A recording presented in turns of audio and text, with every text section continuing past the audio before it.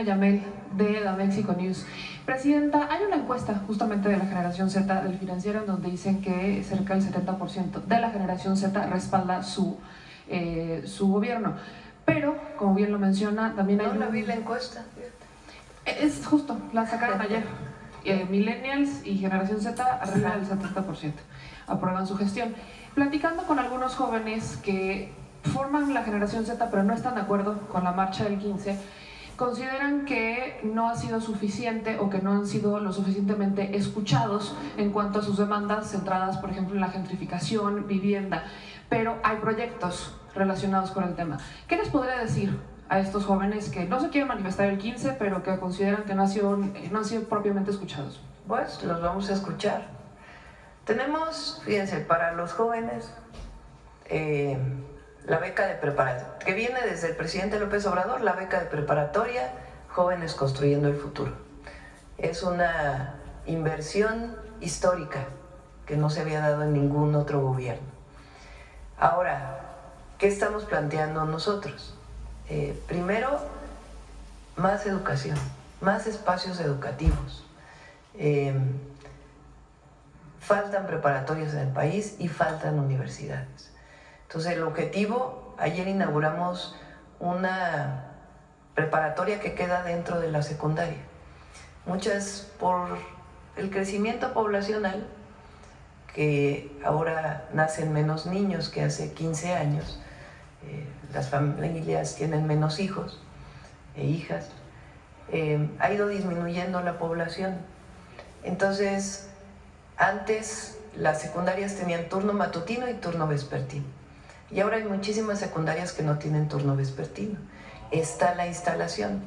Entonces, ¿qué es lo que estamos haciendo en muchas secundarias? El turno vespertino, adecuar los salones para que pueda ser un bachillerato nacional, como ahora incorporamos a todas las preparatorias. Ayer en el Estado de México inauguramos uno. Entonces, los jóvenes que salieron de secundaria, o los adolescentes que salieron de secundaria, en la misma escuela en la tarde van a estudiar la preparatoria. Es el primero. El segundo es ampliar las preparatorias existentes, los bachilleratos tecnológicos, todo el bachillerato nacional y construir nuevos.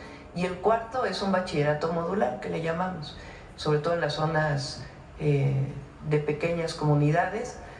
Son bachilleratos modulares de 2, 3 salones que permiten atender a 40 estudiantes y que no tienen que salir de sus pueblos para poder estudiar el bachillerato. Y además estamos construyendo más universidades, con la Rosario Castellanos, la Benito Juárez. Entonces, que los jóvenes tengan acceso a la educación es muy importante, porque muchas veces al tener que trasladarse muchísimo para poder ir a la preparatoria, pues o sus familias no pueden soportarlo económicamente, o también pues no hay la cercanía con la familia y a veces deciden abandonar la escuela y acercarse a lo mejor hasta un grupo delictivo. Entonces, nosotros hemos puesto mucho énfasis en la educación y evidentemente estamos abiertos a mucho más de trabajo con ellos. Ahora viene un programa deportivo muy importante para jóvenes, México Imparable, y también actividades culturales. Entonces, todo es parte de la incorporación de los jóvenes, el reconocimiento. Nos debemos a las y a los jóvenes, no solamente son el futuro de México, como se dice, sino son el presente. Entonces, escucharlos, siempre escucharlos. Uno de los temas que plantean es la posibilidad de acelerar las 40 horas, porque justo mencionan, bueno, estamos en un régimen de 48, pero hay quienes trabajan 52 y ni siquiera son pagadas, entonces, ¿existe esa posibilidad de acelerar la transición? Estamos trabajando, espero que este mismo mes se pueda presentar la propuesta. Bien, todas las decisiones que se han tomado durante el periodo del presidente López Obrador y con nosotros, que tienen que ver con el mundo laboral, por ejemplo, la desaparición del outsourcing, el aumento de la participación de los empresarios en las pensiones, el aumento al salario mínimo, y todo el modelo ahora de conflicto, de atención a los conflictos laborales, fue acordado por consenso entre empresarios y trabajadores. Y nosotros creemos que eso es importante. Entonces estamos buscando pues que haya un acuerdo en el esquema de cómo se van a implementar las 40 horas, y también ya viene muy pronto el aumento salarial o del salario mínimo para el 2026. Entonces sí, nosotros estamos de acuerdo con la semana de 40 horas, pero sí queremos que sea parte de un trabajo consensado, como se ha hecho hasta ahora, y eso ha permitido pues que no haya conflictos, sino al revés, pues que se pueda avanzar, sobre todo en los derechos de las y los trabajadores. Entonces estamos en eso. En otro tema, Presidenta, lo acaba de mencionar con el asunto relacionado a la resolución de la Suprema Corte. No es una resolución de la nueva Corte, es en realidad el respetar las resoluciones de tribunales a lo largo de prácticamente 17 años. Pero sí fue un tema de la Corte pasada, el básicamente esconder y retrasar algo que era inevitable. Eso se podría considerar incluso como corrupción. ¿Existe o sabe de que se puede investigar a aquellos ministros que guardaban en el cajón esos expedientes para retrasar lo inevitable en una complicidad clara con el grupo Salinas? No es nuestro interés. Yo creo que el pueblo de México tomó una decisión muy clara, y es que hubiera un nuevo sistema judicial, un nuevo poder judicial en nuestro país. Y eso es muy profundo. Esa decisión que toma el pueblo, porque la toma el pueblo, porque nosotros hicimos campaña en el 2024 llamando a que se cumpliera, entonces le llamábamos el Plan C, es decir, que hubiera mayoría en la Cámara de Diputados, hubiera mayoría calificada en la Cámara de Senadores y en los congresos estatales para que pudiera haber cambios constitucionales muy importantes para el país. La decisión del cambio en el Poder Judicial fue una transformación muy profunda, que los jueces, las juezas, magistradas, magistrados y ministras de la Corte fueran decididas por voto popular es algo extraordinario, único. Ahora, evidentemente, pues tiene que fortalecerse y consolidarse ese Poder Judicial. ¿Con qué objetivo?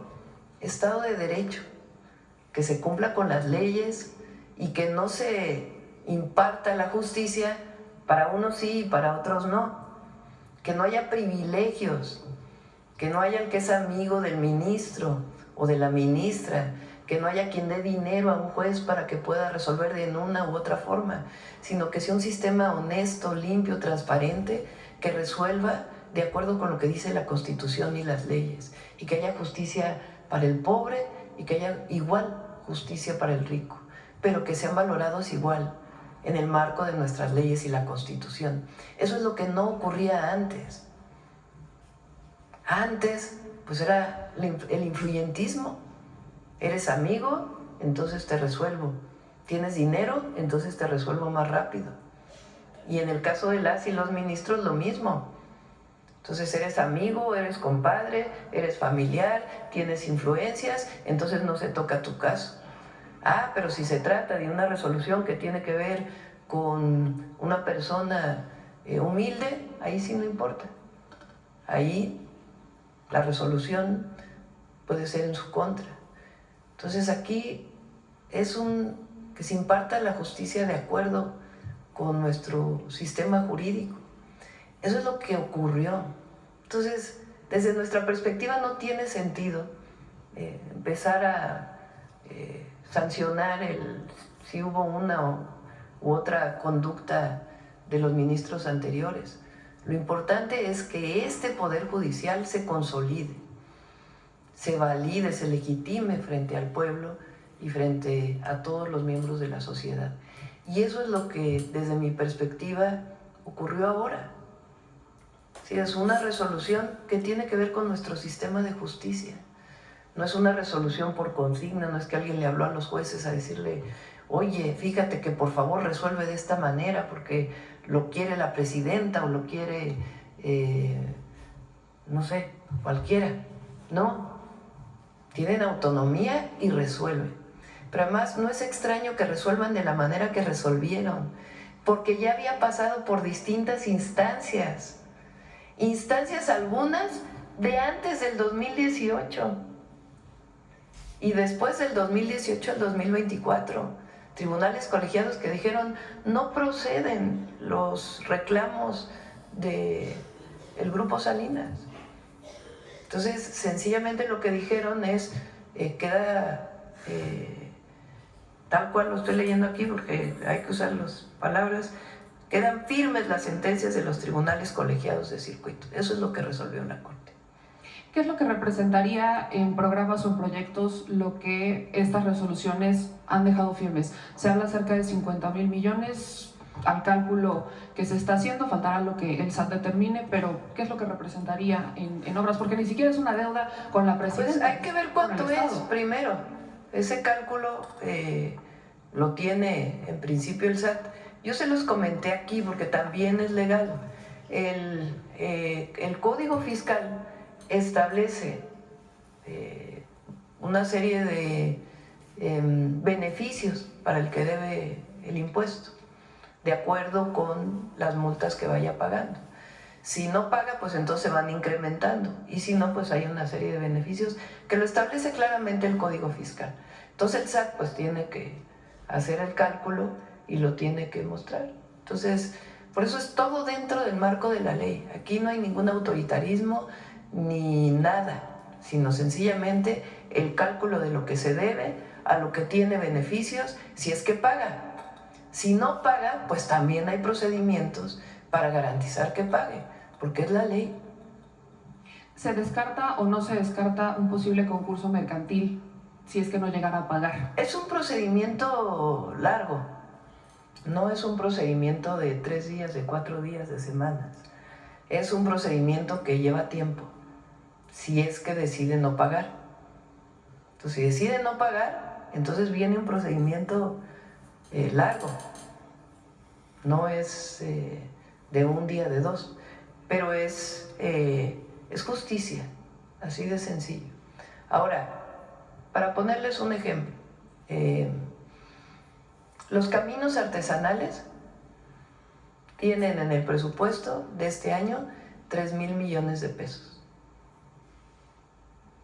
Si la deuda, por decir algo, es de 30,000 millones, por decir algo, pues son 10 veces el presupuesto de los caminos artesanales.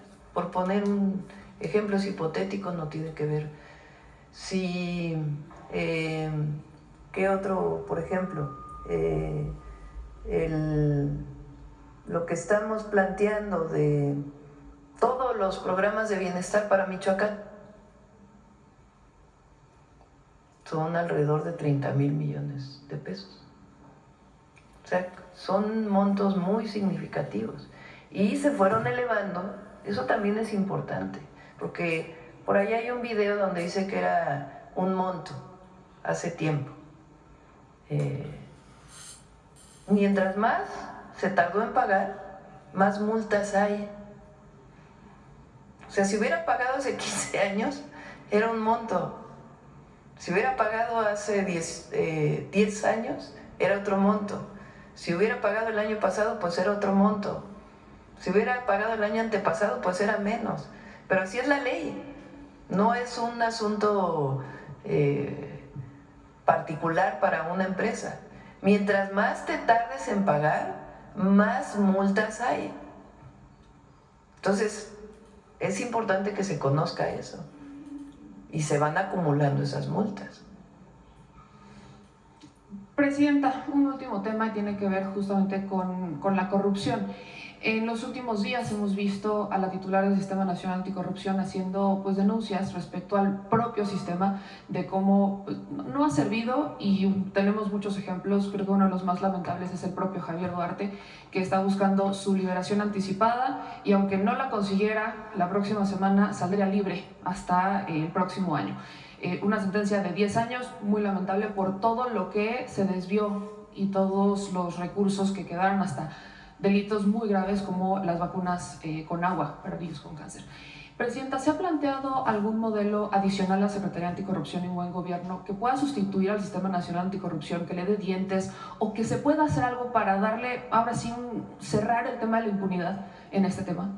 Tienes razón, sí es algo que se tiene que revisar. Y de hecho no está funcionando a plenitud. Y fue un esquema que se planteó en el periodo de Peña Nieto, propuesto por distintas organizaciones de la llamada sociedad civil, en donde es un esquema bastante complejo de muchas instituciones que supuestamente iba a garantizar la sanción cuando hubiera corrupción. Antes diversas sanciones estaban en la Secretaría, que hoy le llamamos de Buen Gobierno y Anticorrupción, de la Función Pública. Después esas sanciones están en el Tribunal de Justicia Administrativa, estatales o el federal, y me parece que sí es importante que se revise, porque finalmente lo que queremos es cero impunidad. Todos los mexicanos y mexicanas queremos que frente a la corrupción haya cero impunidad. Entonces sí creo que es un buen momento para revisar todo lo que se llama el Sistema Nacional Anticorrupción. Muchas gracias, presidenta.